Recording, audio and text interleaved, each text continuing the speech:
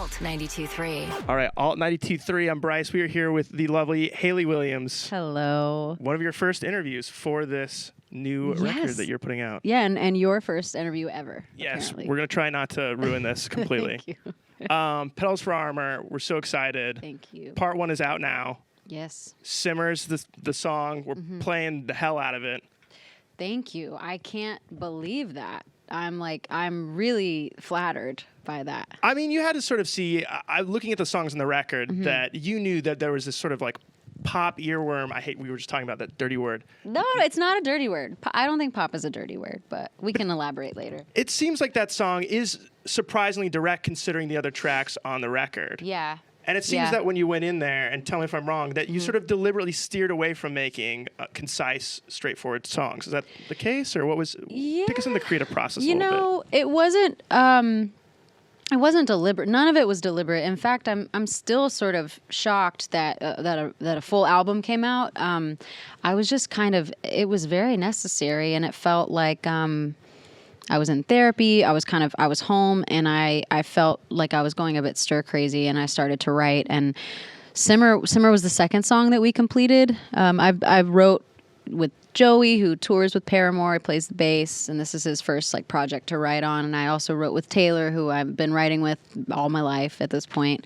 But for me, we really sort of let shit come out like it wanted to, and I actually really thought, this is just going to be for me, and then maybe I'll just throw something up on, I'll post it somewhere. like these songs might never come out. Well, I mean, I just didn't know, and especially about January, February, when only 1 or 2 songs had been written, I just kind of was happy with that. It was Leave It Alone and Simmer, and I was like, this is great. This is so cool. I'm so proud of this. I want people to hear it. Once some of the lyrics were happening, I just wanted to try and form something around them versus top lining, which a lot of times with Paramore, Taylor just writes insane music and he sort of sends it to me, and I'm like, I've got to figure out how to fit into this because it's brilliant. I Told You So. I'll never forget writing to Told You So. I was terrified because I loved it so much. I was like, this is like some sort of dark Vampire Weekend crazy chaos.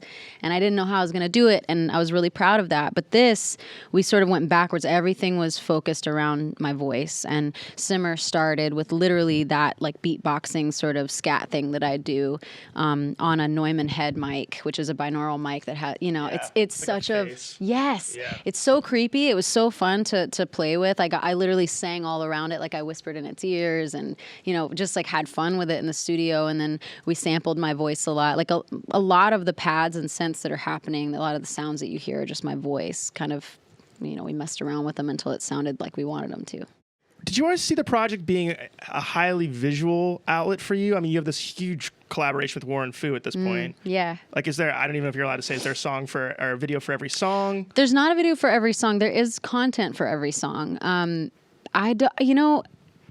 I like to torture myself, put myself through the ringer. I mean, I've been working constantly on this content, and it has felt like a necessary, it's like I'm completing the circle. I'm closing the loop, with these expressions and these my therapy. I mean, he kind of took all of the notes I had written in my journal about this album and things that I had written around the lyrics, and he wrote a story around it. So it's everything from the clay that's in Simmer, which looks like chocolate pudding, and it's not. That came from a thing that I wrote to him about, or in my diary about, femininity for me is really messy and dirty, and it's very earthy. It doesn't feel like what I was taught that it was growing up, and I think those are the types of the stereotypes I didn't feel like I belonged to or fit into. And so being in a band with all boys growing up this whole time, it's been very interesting to grow up as a woman and realize how I feel in my own body and my, holding my own space in an environment that's mostly male. So I wanted to depict myself kind of covering myself in this portrayal of femininity that, how I envision it. Wow.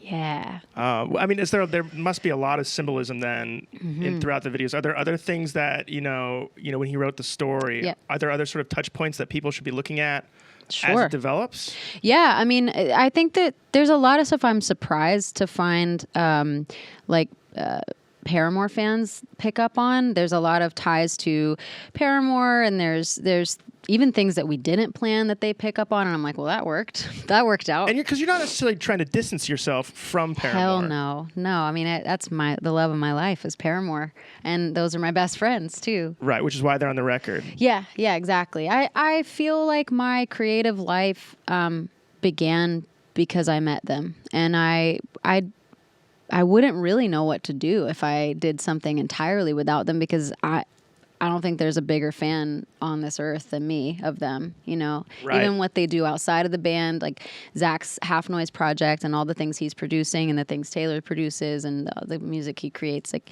there's not a bigger fan. So I was going to ask, because a lot of times when people hear the term going solo, they think, Yeah. Gwen Stefani or Phil Collins or that kind of Right. thing. Is there an alternate universe where that ever happens, or are you just is the vehicle for that Paramore where you'd bring in outside collaborators to the group that you already have? yeah, maybe. I mean, look, I think the way that I envision it is like some of my favorite artists who have gone on to do their own things and kind of come back in and out. Radiohead's a great example of like sort of a conglomerate of, I mean, there's all these tentacles out to these other projects and things that they're involved with that I think they just bring that all back to the band and make it richer. What are you envisioning for the live show? Is it just going to be strictly material off Petals for Armor? Is there going to be some select covers? Is there reworked Paramore songs? I'm not going to work Paramore songs in because that's very sacred to me, and that belongs at a Paramore show, and there will be more Paramore shows. Like we already Confirmed. Yes. Confirmed. We're speaking to like 3 people There's a here. camera somewhere. Yes. All right. We got cheers. So I was talking to the guys about this just the other day because we're finishing mixing the record right now in a space in LA, and Zach rents one room and me and Taylor in the other space doing this project. Right. So Zach came in, we all share the bathroom. He's like, we just all shit in the same toilet all day long, every day. Like, love that. And he's like, man, I see you guys more in LA than I did back home in Nashville. I was like, I know, we need to do this more. This is ridiculous. And we were talking about, I think there's already moments where we find ourselves fantasizing about the next Paramore project, and we kind of have to stop ourselves because everyone's so busy working on shit right now. Right. That I don't know. I guess I feel very safe. I feel like I don't really need to. Yeah, I don't need to bring Paramore into this and be like, hey, remember me? I'm in Paramore, because like in about 5 minutes, I'm going to be back with Paramore. And that was going to be one of my questions is this project seems like very tied to a point in time in your life and some revelations that you've had. Mm-hmm. And I'm curious was there ever a time almost that you weren't, this is like a two-parter, was there ever a time that you weren't going to call it Hayley and maybe you would think of calling it something else? Yeah, I wanted to call it Petals for Armor. I wanted to just call it H, because that's what the guys call me. And I didn't really want to see my name. I don't think my name looks like a name that sits on a marquee. Like, it just doesn't read right to me. Agree to disagree. Yeah, okay, thank you. I always just felt like my name looks like the name that's on the back of a jersey. It doesn't really look like, I don't know, but that's me. Those people are also famous. They're also very famous. Yeah, I don't know. I think it's because it's me, and I've always really enjoyed being part of a group. I mean, we could psychoanalyze this for a long time, but I'll just give you one nugget. Like, lay it on me.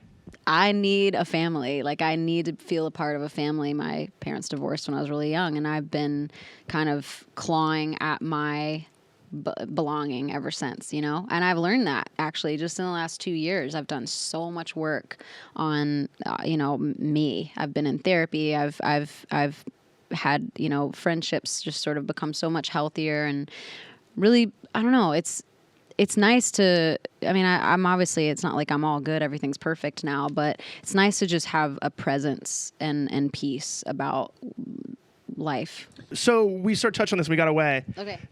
Do you feel like this is then a thing that you can kind of revisit? Obviously Paramore will be back, but is Hayley H, whatever, Petals for Armor, is that something you think that down the line you'll occasionally pop in and be like, yeah, you know what, here's a nugget that right, sure, lives here? Why not? I wouldn't have said that before. I mean, look, you may know this. I said that I would never do this in the first place for 16 years, and And it's really not that bad. It's scary, don't get me wrong. Like I would much rather be sitting up here with my dudes, you know, they're like my comfort and my family, but it's also a great learning experience, and it's a challenging moment for me to kind of get outside my comfort zone and experience all this stuff I've been learning in a way that I can learn to apply it, you know? Right. But yeah, I could see me doing more stuff, maybe, you know? It really just depends on where we go as a band musically after this, and if I go through any more divorces and need intensive therapy. Hayley, thank you so much for taking the time. Thank you. Excited to have, as I lose my voice. We did so well. And then just right there at the end, It's crash. fine. Thanks. Thank you. I appreciate it.